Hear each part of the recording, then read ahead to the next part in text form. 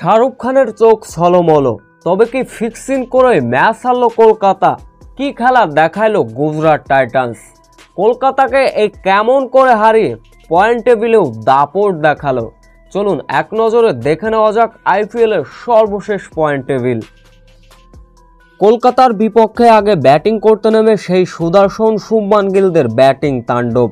এই দুই ব্যাটার গড়লেন 114 রানের পার্টনারশিপ।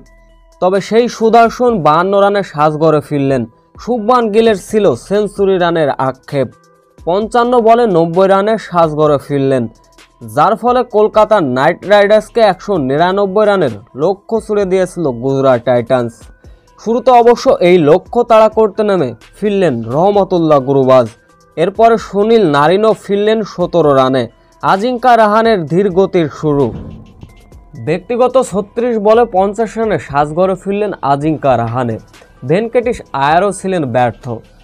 এরপর দলের প্রয়োজনে যখন হাত খুলে খেলার দরকার, তখন রিঙ্কু সিং, অ্যান্দ্রু রাসেলরাই ভুলে গেলেন কিভাবে হাত চালিয়ে খেলতে হয়। অ্যান্দ্রু রাসেল আশা দেখাচ্ছিলেন, কিন্তু দলীয় রান যখন ছিল 15.5 বলে 118, তখনই ব্যক্তিগত 21 রানে রাশিদ খানের বলে আউট হলেন। এরপর শেষ 24 বলে কলকাতার জয়ের জন্য প্রয়োজন ছিল 80 রান। রিঙ্কু সিং, রণদীপ সিংরা ট্রাই করলেন, তবুও গুজরাট টাইটান্সের কাছে বড় লজ্জায় ডুবে হারল কলকাতার নাইট রাইডার্স।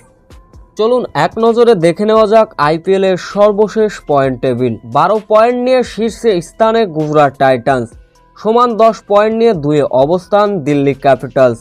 তৃতীয় অবস্থানে রয়্যাল চ্যালেঞ্জার বেঙ্গালুরু, চতুর্থ অবস্থানে পাঞ্জাব কিংস, পঞ্চম অবস্থানে লখনৌ সুপার জায়ান্ট, 8 পয়েন্ট নিয়ে ষষ্ঠ অবস্থানে মুম্বাই ইন্ডিয়ান্স, সপ্তম অবস্থানে 6 পয়েন্ট নিয়ে কলকাতা নাইট রাইডার্স, সমান 4 পয়েন্ট নিয়ে 8 অবস্থান রাজস্থান রয়্যালস, 9 অবস্থান সানরাইজ হায়দ্রাবাদ, 10 অবস্থান চেন্নাই সুপার কিংস।